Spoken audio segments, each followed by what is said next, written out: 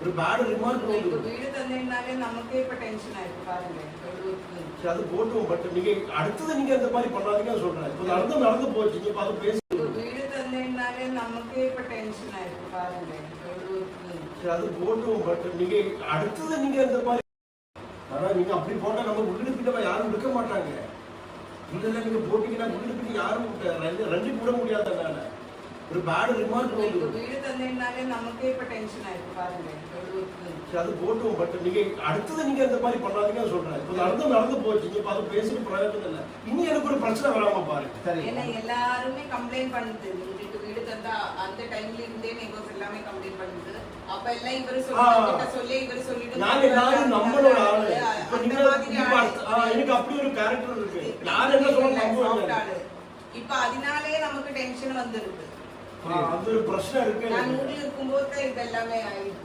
சரி, அது வந்து அப்ப மேடம் இது மட்டும் நீங்க திருப்பி போட்டீங்கன்னா நான் திருப்பி